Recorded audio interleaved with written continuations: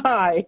This took a little bit of doing. So how are you doing? I'm fine, thanks. How are you? Okay, thanks. So I had a bunch of people on my feed who are probably saying, what happened? So thank you so much for having me this afternoon.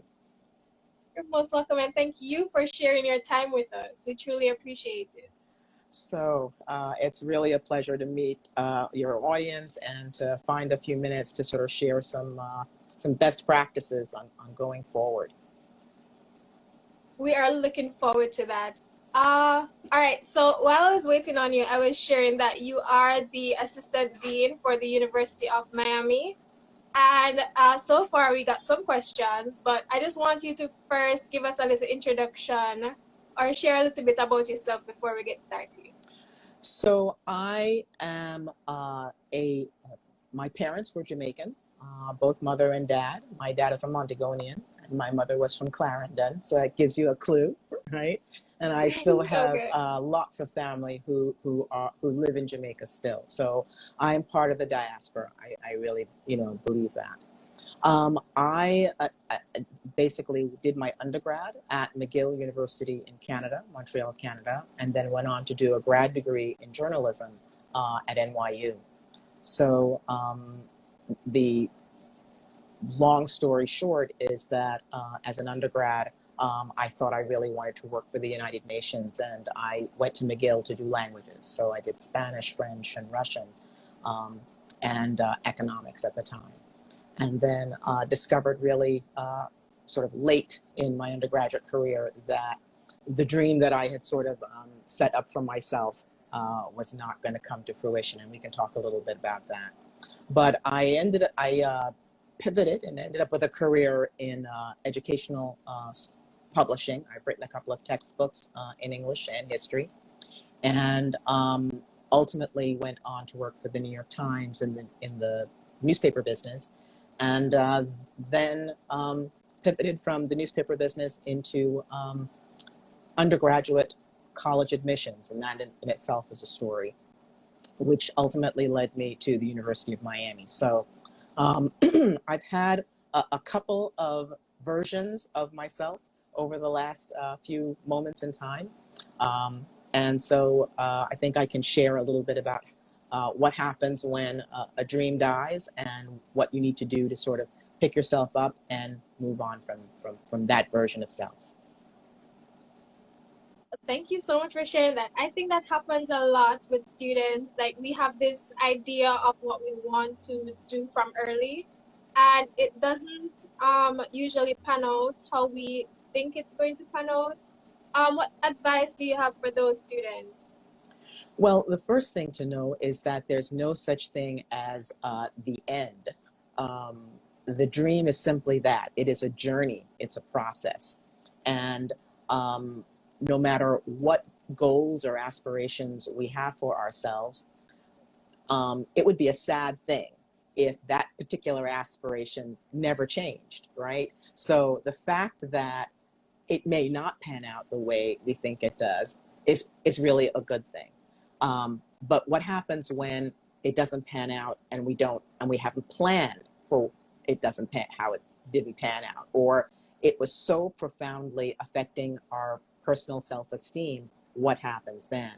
And so I think those are two different things. So first, especially now as a young person, there's always plan B and plan C, right? There's just no way that you can be that on the money where everything is going to come out exactly the way you planned it. And Right.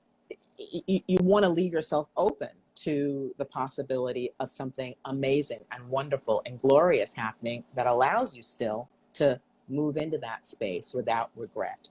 So I think that don't be so stuck in that aspiration that you can't even see maybe there's a window or a door that's opening that may take you in a different direction, but one that can just as easily make you happy, right? So, but the other one is that you've really settled on this one aspiration. You're going to be a lawyer, you're going to be a doctor, or you're going to be an engineer, or some version that you've just said, this is the me that I want to present to the world.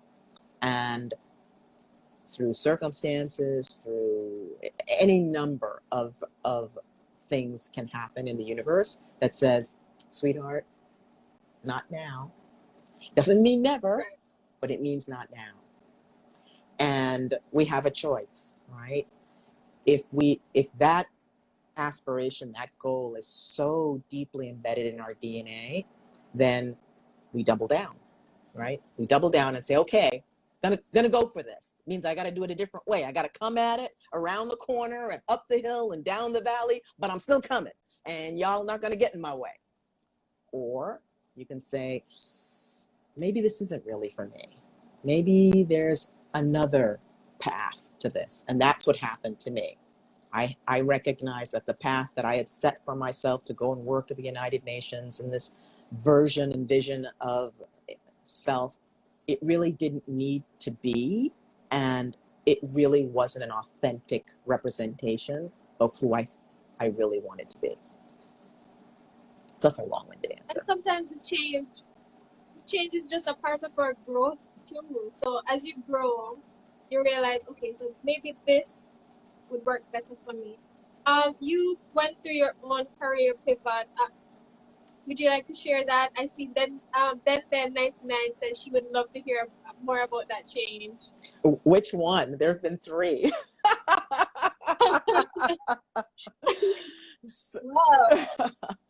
So as an undergraduate, especially as a first generation student going to university, neither of my parents went to university. And I thought I understood how I learned. I thought I understood how I needed to present myself to the world. And it turns out I had no clue how I learned. How one learns in the high school environment, whether you're in Jamaica or the United States, it's very much built on a rote foundation, right? Somebody gives you information and your job is to take it in, memorize it, and spit it back, right? That's what high school, and don't you dare think that you can ask a question that falls out of those parameters, right? University is the exact opposite. The goal of a university education is for you to take the information that's being presented to you, and your job is to ask questions of that information. Is there a bias embedded? Who says this is true? This is scientific data based on what evidence? The questions that you ask are the beginning of your learning process. And so I learned that super late in my undergraduate years. And I couldn't understand why I wasn't being successful. And it was because I was waiting for somebody to tell me what I should know, rather than saying, I want to know more about this, and no one is going to know more about this than me.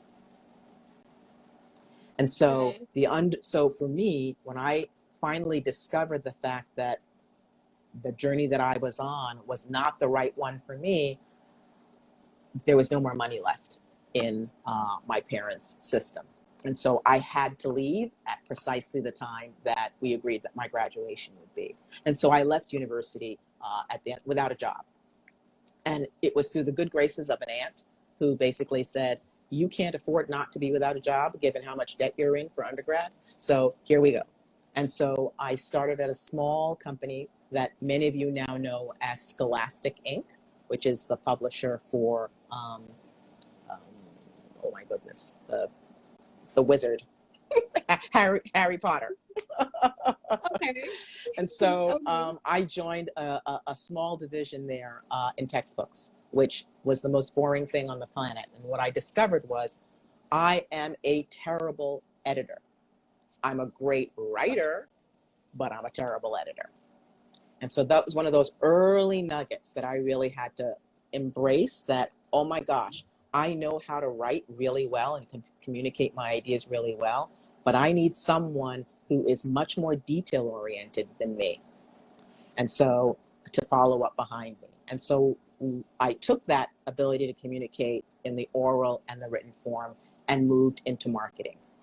And marketing, in the same company, marketing turned out to be the niche that brought together all of the elements of my personality, my interests, the things that I do well, and I was really able to fly in that environment. And so that's why I moved out of Scholastic into the newspaper business and had a really, I mean, today it sounds crazy, the newspaper business, we call it communications today. But when Right. I walked out the door, it was a very, very fragmented media space. And I can remember being in a room when people asked the question, will anybody read on a computer? Right. And you're like, what? Of course they will. Well, we didn't know Well, that at the time. And so, again, right, being open enough to see that where you were isn't necessarily where you have to end up. And then the last pivot out of the newspaper industry happened because I was living in Trinidad. I lived in Trinidad for 10 years, and I saw the fundamental gaps that our young people from the Caribbean were being forced to live with. This notion that there were only these 5 or 6 or 7 schools in England or in Canada or the United States that our young people should go to. And I said, right. nonsense. There are 3,000 institutions around the globe that are all incredibly accredited and all bring different elements to an undergraduate education. And so I started a consulting agency that basically was designed to help our young people in the Caribbean, specifically in Trinidad, find money and academic joy, frankly. And I use that word very particularly, academic joy, in a university institution that they could grow and learn to become a global citizen and an adult. And so that was 22 years ago, and that allowed me to end up at the University of Miami, where I've crafted a career in undergraduate education ever since. So that's the short version. Okay. Last week, Kelsey was saying the same thing. He's a recruiting officer, and he was saying the same thing, that when he spoke to students, like recruiting students from abroad, they would have the notion that there are only probably 8 schools that are recommended, and they don't know about the others. And this is something that we want to bring. These are some of the information too that we want to give students, because we want to let them know that there are options. There are several different options. Absolutely. You also mentioned that you did your career pivot. Is there anything that benefited you? You mentioned that you did journalism and you studied I'm Economics. assuming political And science. political science, right. Right. So the mixture of subjects, did that help with changing career paths? It did, because when I realized, I am still fascinated by languages to this day. We joke around, I'm the only Black person in my office that can engage with the Ukrainian students. And people laugh, like, what? What is she coming up? What? The fact of the matter is that curiosity and finding the ideas that you're passionate about really matter. And so I basically recalibrated both my undergraduate and graduate degree to pursue a secondary passion, which was politics. And it turns out that, again, that combination of ideas, politics and economics, would ultimately serve me really well. And I want to encourage young people today to not be so narrow in the ideas or the knowledge you're seeking to acquire. I understand that in a formal sense, especially in Jamaica, A levels really puts you in STEM, or in advanced math, add maths and something else, right? Or business puts you in accounting and finance and right? Do not just allow yourself to be so pigeonholed in those subjects. Yes, you want to have the depth and the strong foundation that those subjects bring, but you also want to be able to find other areas that you can begin to build expertise, so that as opportunities present themselves, you're able to knit together different skills, different ideas that allow you to show what you bring to the table, right? There are thousands of people who can do marketing, right? But I bring to the table the economics. I bring a deep knowledge of the Caribbean. And oh, by the way, I can fake my way through French and Spanish, and I play in Russian. That's what makes me interesting, not the fact that I'm a marketer. Right. Kamir just added a question. He said he would love to hear more about looking for the fit in a university. How do you approach that conversation with students? Well, the first thing is we have to really understand what the aspiration of the student actually is. What is the principal goal that you, the individual student, is trying to achieve? And then also, what are the influencers? Who are your parents, your mentors, all of the people who are in your ecosystem who you are also listening to and have an opinion on where you go?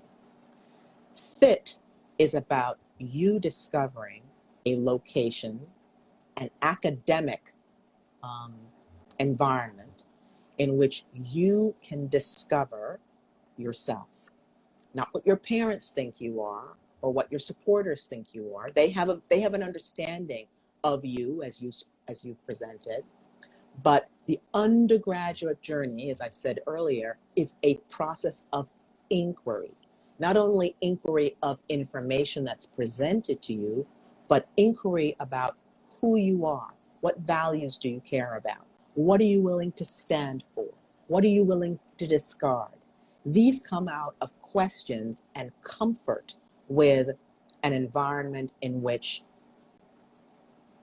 the version that you wish to present is serious and authentic. Okay, and that goes back to the academic joy that you were referring to just now. That's correct. I had the choice, for example, of going to either to two institutions. You know, I ended up at McGill. I won't use the others. But the thing that McGill offered me, I knew going in, I had to have a really diverse environment in which the Caribbean community had strength in numbers, not just in a little touch here and a little touch here. I needed my people around me, even though I was coming from New York, where that wasn't necessarily what my high school experience had been. But I wanted that in the undergraduate experience. So in terms of, especially now in COVID, I want to encourage the young students to get into LinkedIn and look for the alumni of the institutions that they're interested in.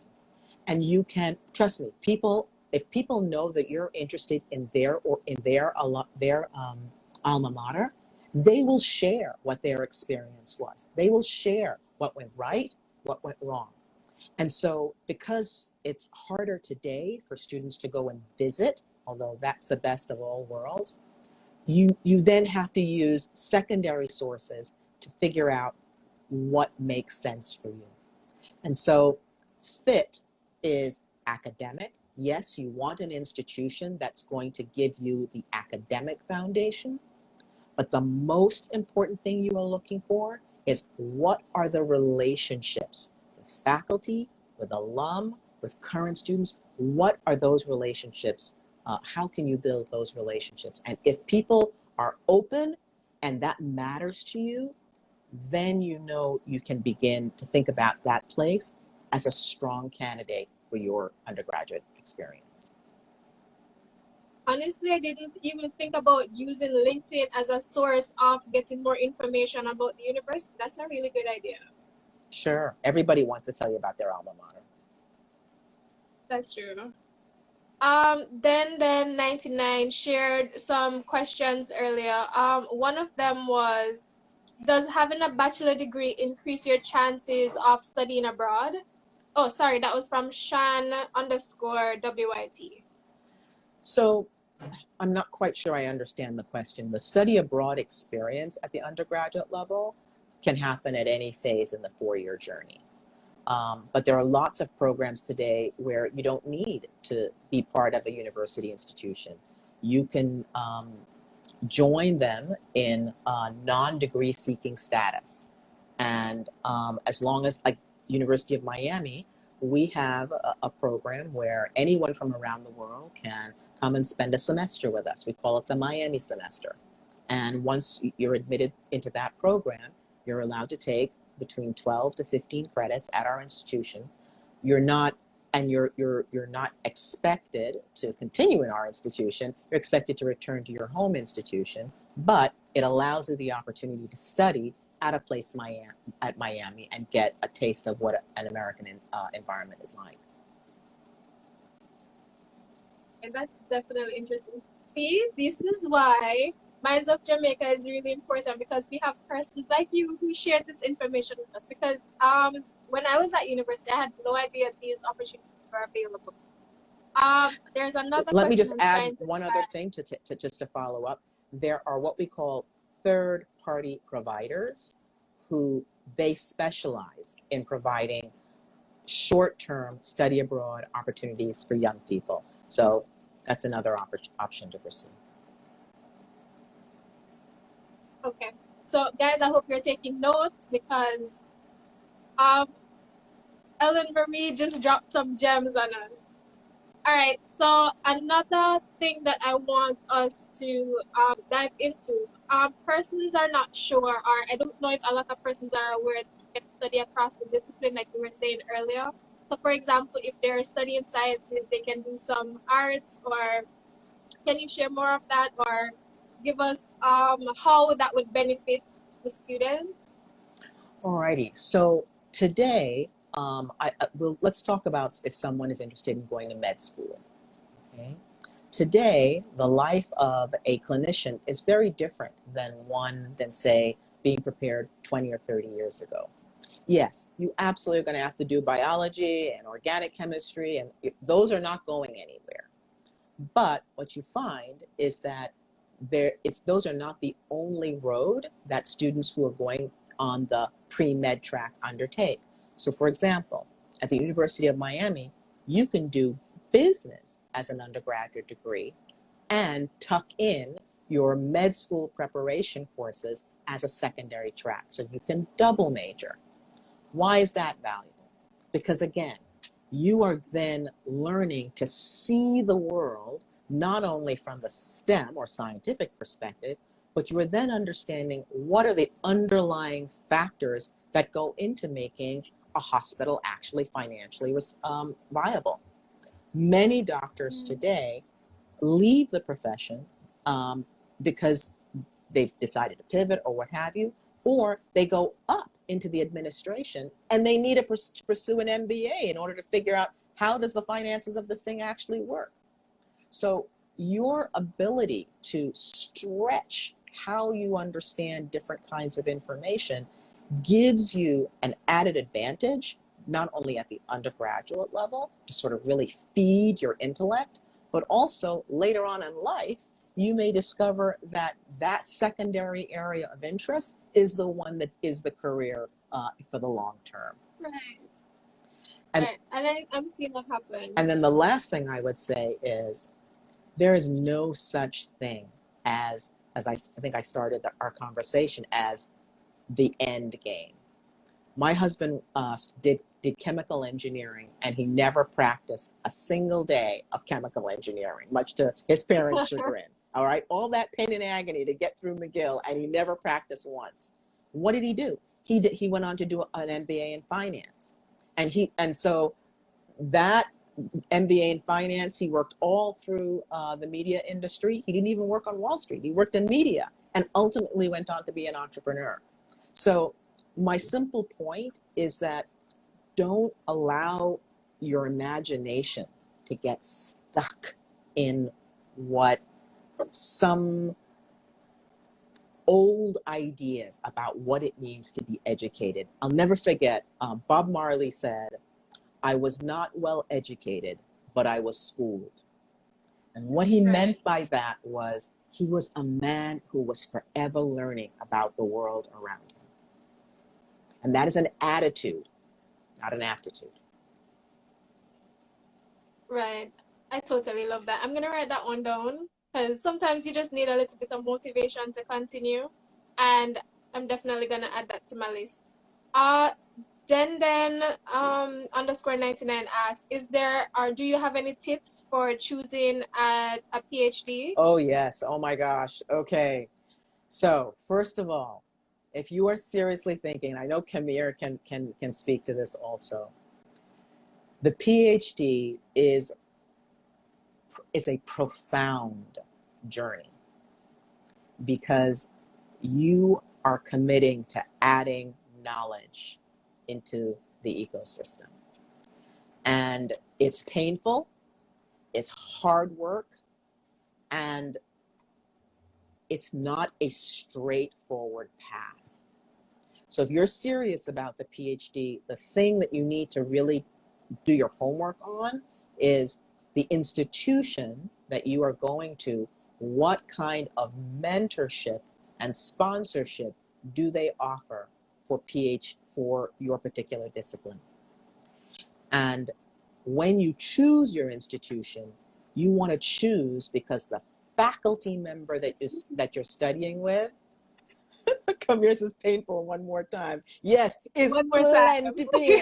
I'm not even messing around, right? But that pain is the source of the pivot.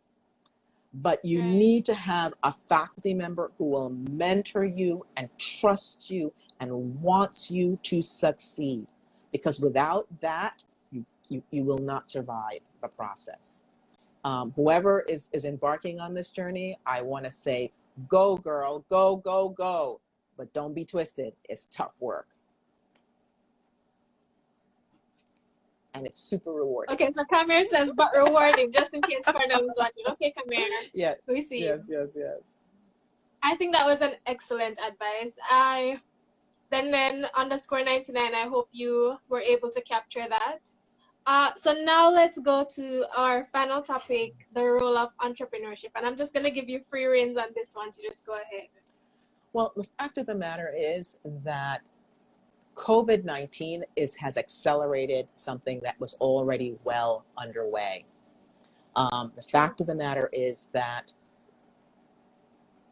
organized business activity is fundamentally changing. And so there's no such thing, and what I mean by that is there's no such thing as you going and working for a company for 10, 15, 20 years. The fact that I've had a career at the University of Miami for 20 years is unheard of. Trust me, I hear that all the time. You shouldn't plan on the 10-year career. It might happen, but you shouldn't plan on it. And the fact of the matter is, especially like a small country like Jamaica, especially if you want to go home, you want to build wealth, not just income. And building wealth means that you own basically what we call the factors of production, right? It's an old economic term, right?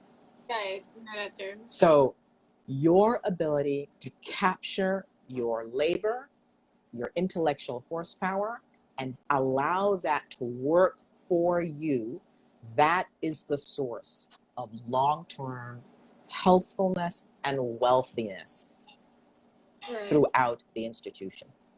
Not just UM, but certainly the larger developed world too. And so what you see are young people of the ages of 14, 13, 12, and 80, I might add. You'd be amazed at the number of senior people who are now embarking on their dream business.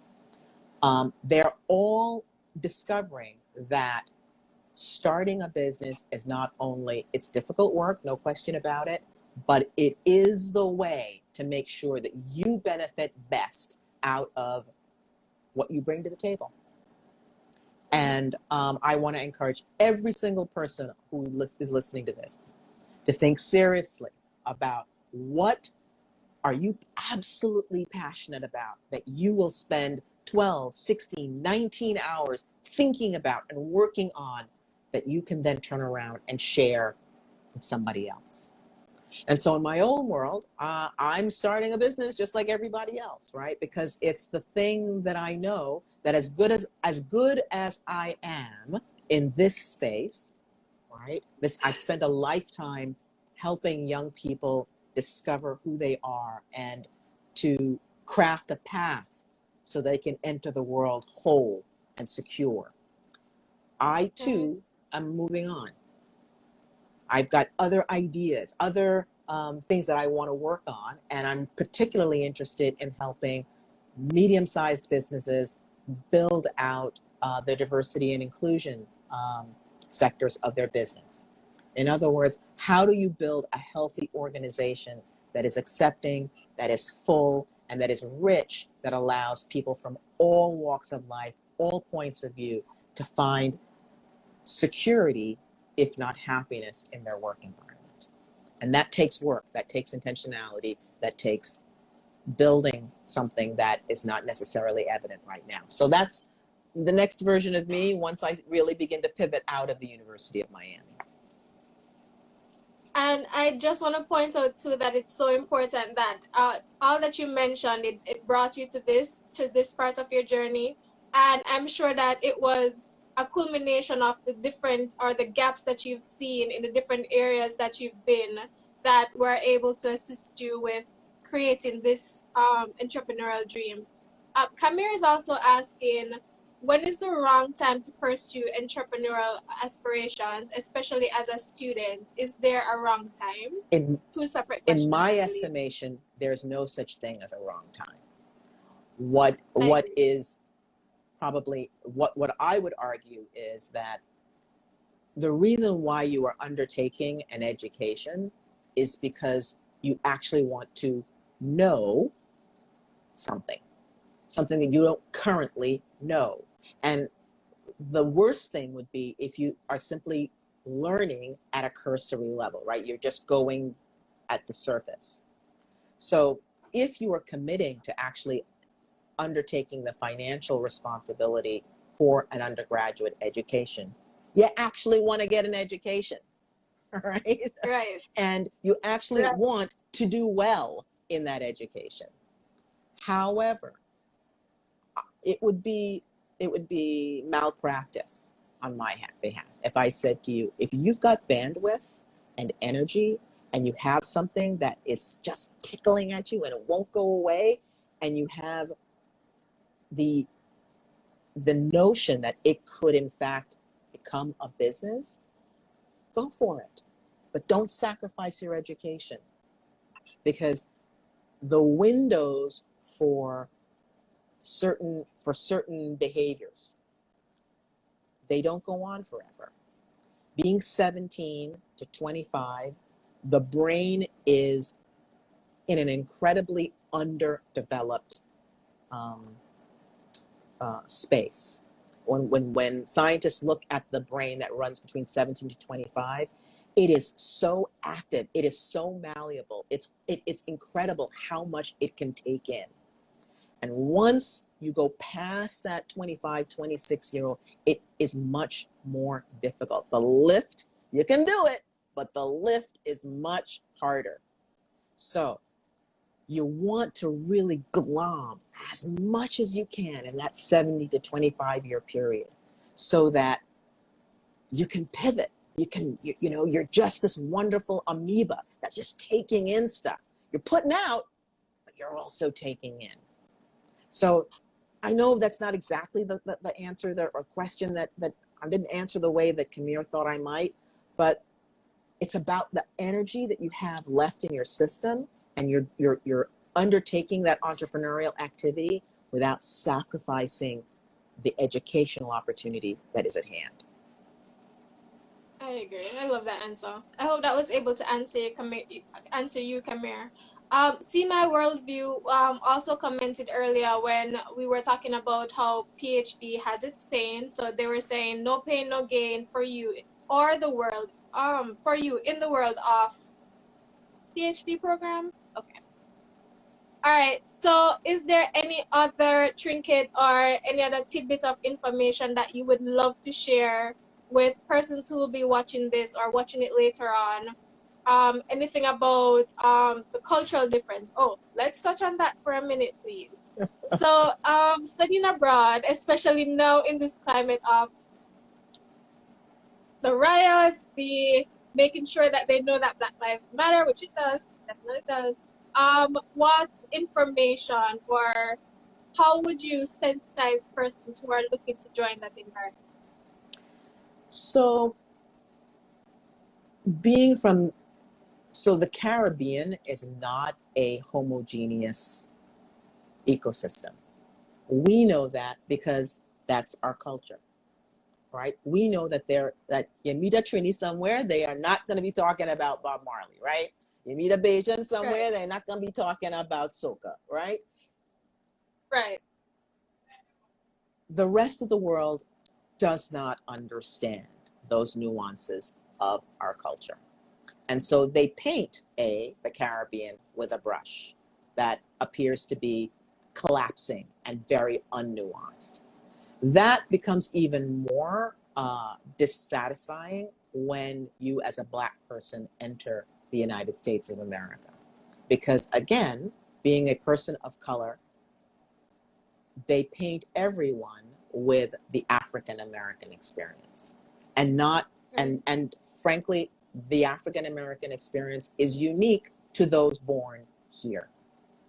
So as a Black person coming out of the Caribbean, one, I want to encourage you, enjoy your culture, fearless in your culture. It is the thing that has stood us around the world and allowed us to thrive in the most ridiculous of circumstances. So don't try to become an African American, because that is not our culture. You can Right. understand it, you can, and Marcus Garvey certainly added to the African American cultural historical narrative, but he was always clear in his mindset about who he was and why he was engaged in the behavior. Second, learn your history. Don't come to the table thinking you know, because trust me, the history books are going to have to be rewritten given Black Lives Matter. Right. So understand and learn who the voices of the civil rights movement, who were Jamaican, what they brought to the table, and how those voices are still shaping the narrative today.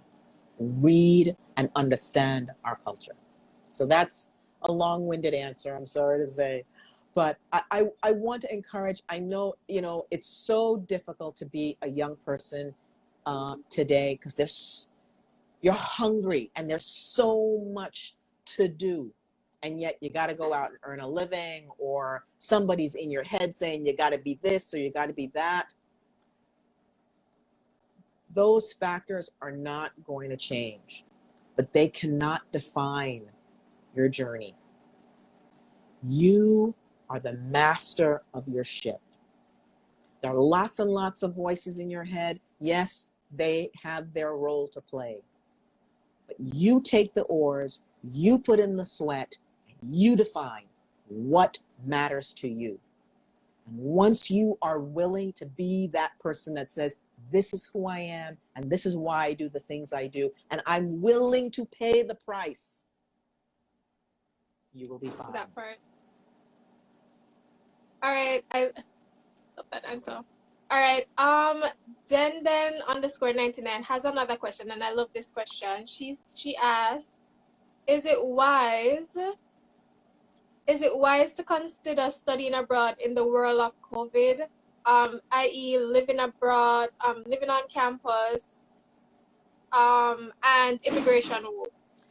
Well, unfortunately, immigration just released new rules today.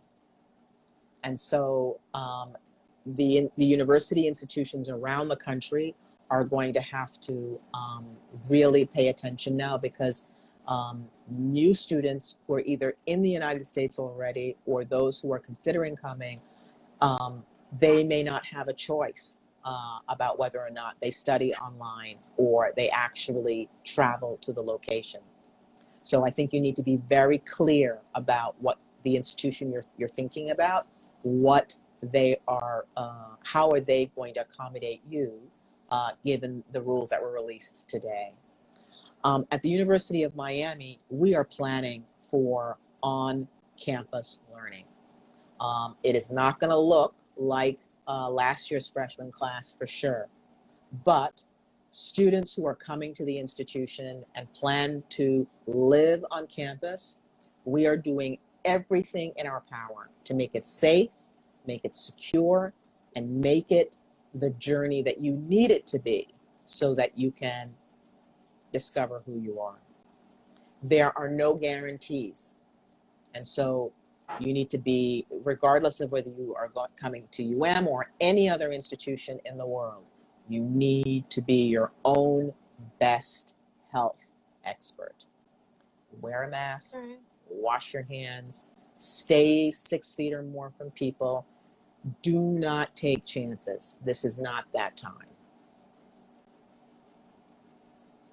All right. I love that. And I hope that was able to answer your question, then underscore 99.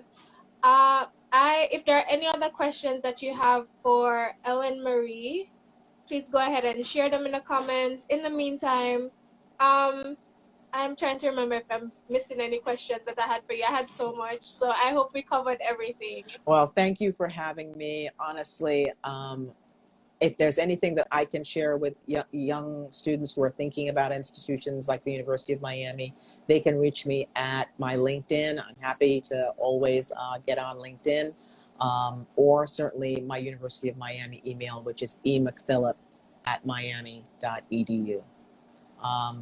I wish all the young voices good luck.